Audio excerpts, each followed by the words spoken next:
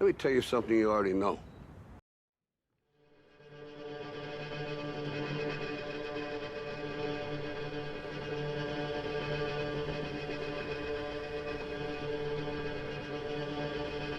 To begin with,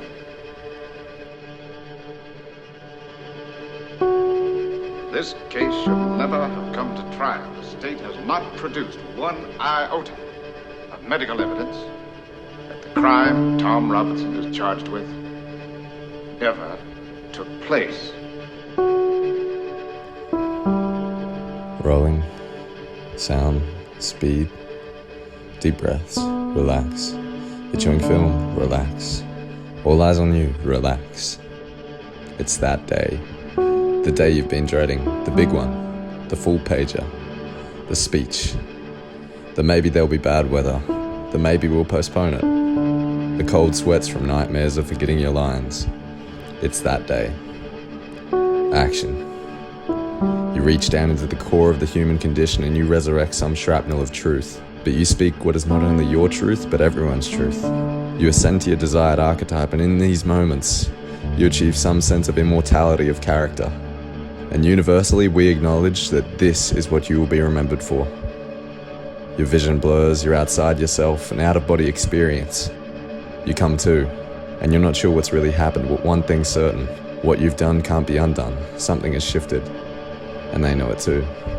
This is the power of the speech. Welcome to Frames of Film.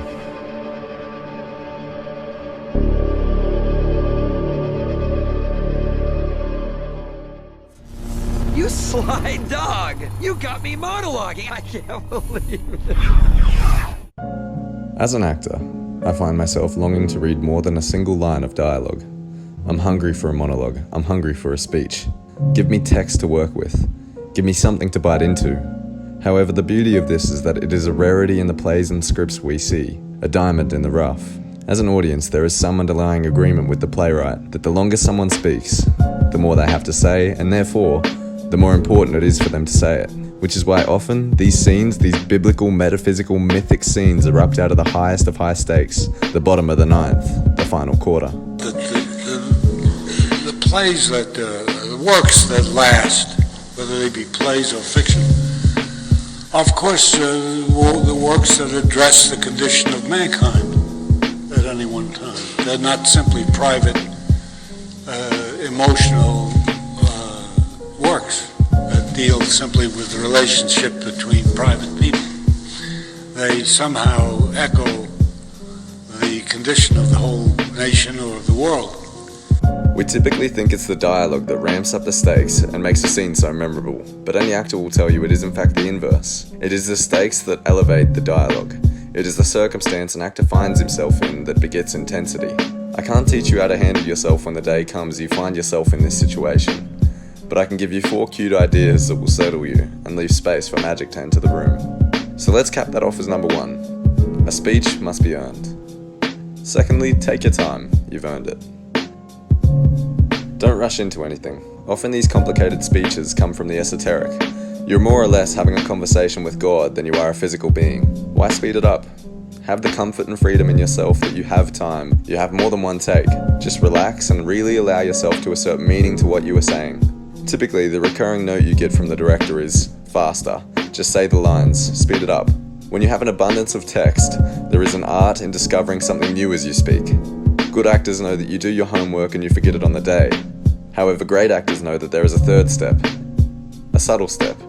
You must allow yourself time and leave opportunities for your homework to come back and get behind you.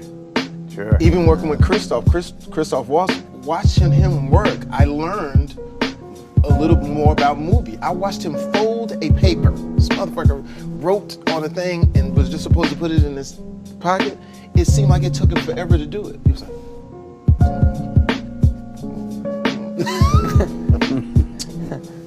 and he had, it was nothing else existed but that moment, right? Christoph Waltz's process wasn't that I'm gonna have all of these things memorized and do all of these things at once. He would give you these, calm yourselves, gentlemen, one more time. Calm yourselves, gentlemen, I am but a weary traveler. And we were watching it, and Leo was like, I said, Leo, you think you got it? He's got something, pal. Just keep watching. Some shit is going on, pal. And you see all these little bits of things, and then all of a sudden in the movie, boom, calm yourself, gentlemen. I was like, oh shit. And then I'd like to thank the Academy. Just give yourself room to breathe and settle, and maybe, just maybe, you will strike oil. The great thing about acting is it's not you. It's the writer creating a story. Get into the story. It's not about you. It's not about you. It's about the story. Thirdly, know when it's your time. This is a hard one for actors to grasp. One of the greatest things an actor can do is stay silent, to give the attention to someone else or to shift the spotlight. It's a trainable tool, but the actor must obtain an awareness of when all eyes are on them, when it's their moment, when they are driving the scene. There is an ever so minuscule shift of attention from listening to being listened to, and once you have that energy, the world is your oyster. There is a power in the supporting act. This is why we have these awards. Making a movie is a team effort, and in this team, we all have our positions we must play towards. But always, never be afraid to steal third base. If you feel that impulse and it's your time to shine, the stage is yours. And finally, every day I used to go home and work on my communication skills, developing myself. It was Whitney Young. He said, it's better to be prepared for an opportunity and not have one than to have an opportunity and not be prepared.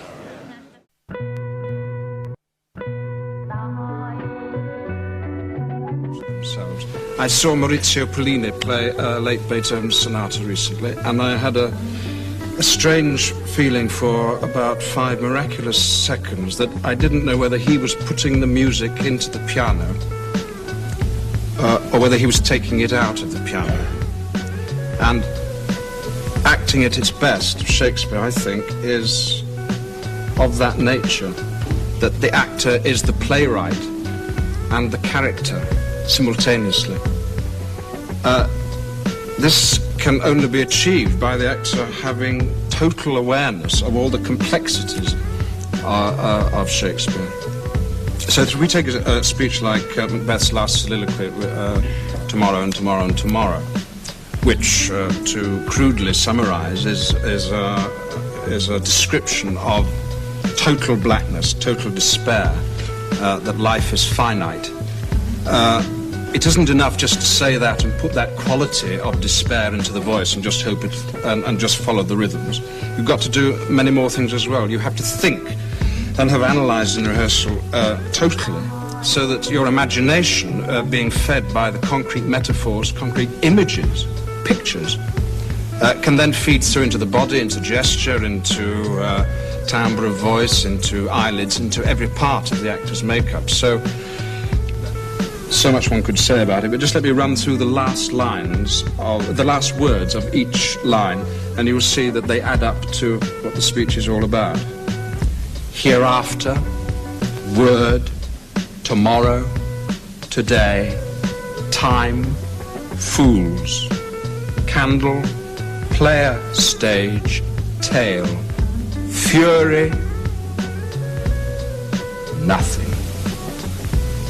I must have all that in my mind as I'm going through it. Not so that you, the audience, can understand those complexities, because I'm not giving a lecture. I think the poetry and the rhythm and all those devices that Shakespeare uses are not for the audience's benefit, they are for the actors. So that having absorbed them into his heart and his mind, he can then express them with all the other things at his command, which are his body, his facial expression. And if the production is working well, the way the production is blocked, is arranged, the way the scenery is painted, and the way the lights are lit. speeches are one of the driving forces of change in our society. So it's no surprise why they are so cinematically spellbinding. Politics pushes our society in a certain direction, whereas these silver screen moments seem to warrant some sense of personal change, some newfound reassurance in humanity, an acknowledgement that no matter what we are going through, perhaps we are more connected to each other than one might feel. Now, if any of you sons of bitches got anything else to say, now's the fucking time! The end.